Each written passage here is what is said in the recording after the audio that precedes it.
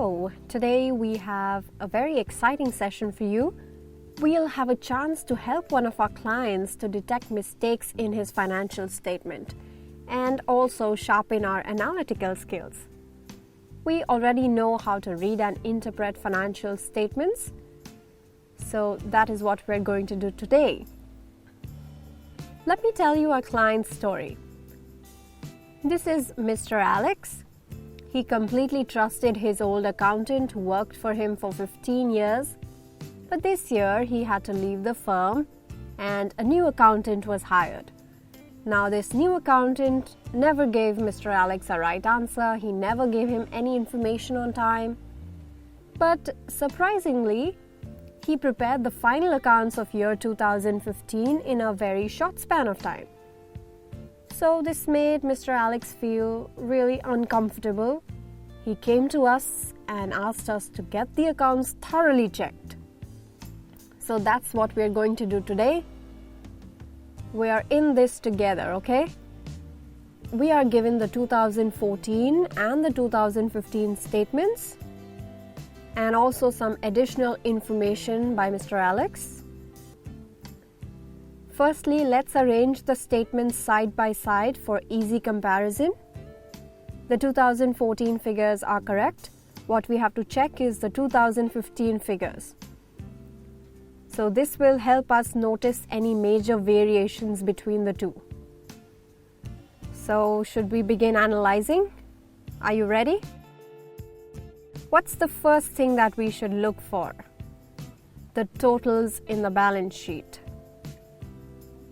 2015 liabilities total is 76,050, whereas the assets total, let's calculate, comes up to 64,830, but they've written it as 76,050. The same figure has been written on both sides just to falsely portray a tallying of balance sheet. Generally, this is done by some accountants to represent the accounts in a wrong manner and to portray a false picture of the business. This means definitely something is weird. Also, Mr. Alex's doubt is strengthened now. Let's try to go to the roots of this problem. Let's check each item of 2015 very closely and comparing it with the 2014 figures. We need to observe and derive some judgment for each item. If needed, we can also check their effects in profit and loss and trading account. Try to go through the whole accounts on your own and note down any mistakes that you find. And then press play so that we can jointly start helping our client. Or you may just go along with me, okay? Starting from the liabilities, capital seems all right, but the profit seems low. We'll check it later on. Then coming to the loan, it says 12%. The long-term loan is at 12% interest. We'll have to check whether the interest is charged on it in the P&L account. Yes, the interest is charged on it. However, last year the interest was 600 and this year the interest is 900. So why is there a difference of 300? This should also be 600. 12% comes up to 600, right? What we'll do is we'll add 2 extra columns here and then we will put down our figures, which is the rectified figures, okay? Then coming back here, salary payable, there is no outstanding salaries here. Creditors seem okay. Then we have interest payable. What about cash? It always shows a debit balance, not credit balance. So cash has to come on the asset side. Now this really seems like the statements are manipulated. Going to the asset side, take a minute and check the depreciations. We've given a note. Let's calculate that. Well, depreciation should have been 560, so we need to correct that. Next is investments at 10%. Okay, we should also check if interest is received on it. Yes, we have interest received on it. Then debtors. Okay, the debtors are so high.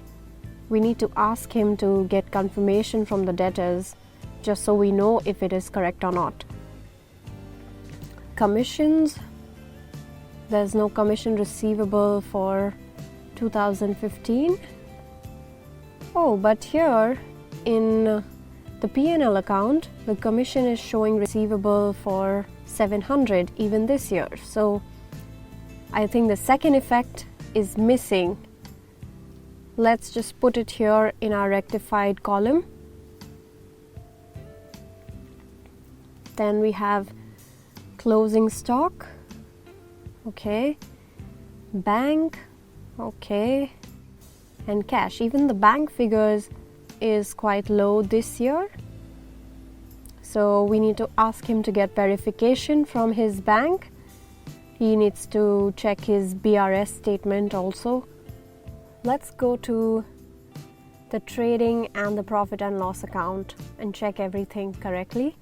In the information provided, they said that the purchases and the sales figure was 100% correct. It has been verified. What about the opening stock? The previous year's closing figure has to be this year's opening figure. So 2014, the closing stock was 5,000, whereas this year it is 500. So this is a careless mistake. While transferring the amounts also he's made a mistake. Let's correct that. They've also said that the margin on sales is the same as 2014. So if it was 25% last year, and this year too, the gross profit has to be 25% of sales. Let's calculate that. It comes up to, how much does it come up to? 22,500. So if this comes to 22,500, the total comes to 1,02,700. And on the credit side as well. So what should be our closing stock figure then? 3,000 is incorrect. It should be 12,700, but the stock has to be physically verified once. 12,700. This also means in the balance sheet the closing stock figure has to change. Let's go to our profit and loss account. The gross profit has been changed to 22,500. So we are putting it here. Then interest and commission we checked. Coming to the expenses side, rent seems okay. Printing and stationery, taxes, all right. Salary, previous year it was 6,000 and this year it is 5,500. We've been told that salary is always payable on the first week of the next month. So that means 500 is still outstanding and it should go in salary payable. So this should be 6,000 and in the balance sheet we should have 500 over here. So again a mistake. Then advertisement. Advertisement seems to be very high this year. He needs to verify why advertisement is so high this year. We don't have any other statements with us as of now. Why are the advertisements so high? This is a concern. Interest on loan we corrected. Then bad debts. Okay. Charges, depreciation we corrected. All right. Seems fine. Let's try and do the totaling.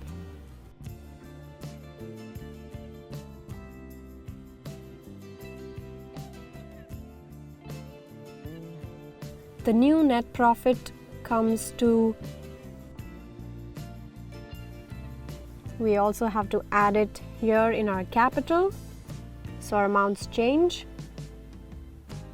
And let's try to tally our balance sheet now.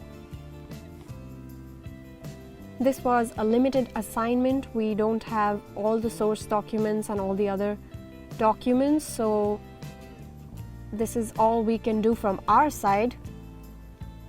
It is tallied, but there are still a few things that are of concern. One is the advertisement, another is stock. I think it needs to be verified. And well, we just provide our client a to-do list, things that he should check once.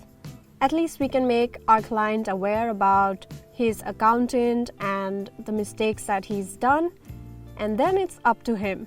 Let us know in the comments how many mistakes did you find.